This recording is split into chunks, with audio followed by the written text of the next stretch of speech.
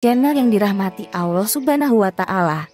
Dalam sejarah Islam, Rasulullah seringkali melakukan peperangan sebagai respons atas apa yang dilakukan oleh orang kafir terhadap umat Islam. Sejarah juga mencatat sosok Usamah bin Zaid, panglima perang termuda pada zaman Rasulullah. Setelah perang Mu'tah, Usamah bin Zaid diangkat menjadi panglima oleh Rasulullah. Pada waktu pengangkatan ini, usianya masih 18 tahun. Karena itulah Usamah bin Zaid menjadi panglima termuda yang pernah dimiliki kaum muslim. Bagaimana kisahnya? Simak terus video ini. Namun jangan lupa untuk subscribe dan like channel kami, agar tidak ketinggalan update video inspiratif dan edukatif lainnya di masa depan. Dukungan dan partisipasi kalian sangat berarti bagi kelangsungan konten yang kami sajikan. Dan terima kasih untuk yang sudah subscribe. Pada awalnya, para sahabat Nabi tidak yakin dengan kemampuan Usamah bin Zaid. Mereka meragukan keputusan Rasulullah.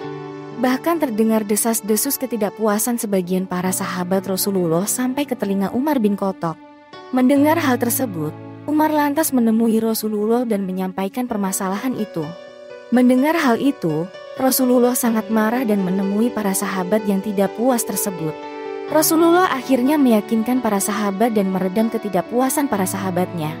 Sebagai seorang panglima perang termuda Islam, untuk pertama kalinya Usamah bin Zaid langsung mengemban tugas yang cukup berat dari Rasulullah.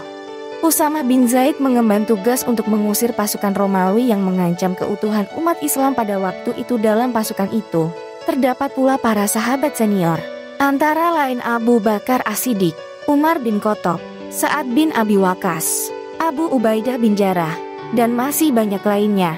Rasulullah mengangkat Usamah bin Zaid yang masih berusia 18 tahun itu untuk memimpin seluruh pasukan yang akan diberangkatkan. Rasulullah memerintahkan Usamah bin Zaid supaya berhenti di Balqa dan Kalatut Darum dekat Gaza, termasuk wilayah kekuasaan Romawi. Dalam perang melawan pasukan Romawi ini, Usamah bin Zaid berhasil membawa kemenangan bagi kaum muslim. Kemenangan itu sekaligus bukti bagi semua orang yang sempat meragukannya dan ia tidak mengecewakan Rasulullah. Hanya selama 40 hari, mereka kembali ke Madinah dengan sejumlah harta rampasan perang yang besar dan tanpa jatuh korban seorang pun. Sungguh luar biasa kemenangan yang sangat gemilang diperoleh Usamah bin Zaid sehingga membuatnya mendapatkan pujian dan sanjungan dari para sahabatnya.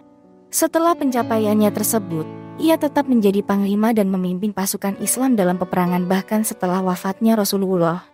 Usamah bin Zaid bin Haritsah, panglima perang termuda kesayangan Rasulullah. Jauh sebelum ia diangkat menjadi panglima perang, di usianya yang masih kanak-kanak ia pernah datang menemui Rasulullah bersama dengan teman-temannya. Ia ingin meminta izin untuk turut serta menjadi prajurit di perang Uhud. Tentu saja, Rasulullah tidak akan mengizinkan anak-anak untuk ikut berperang. Usamah pun menangis layaknya anak-anak yang tidak dituruti kemauannya.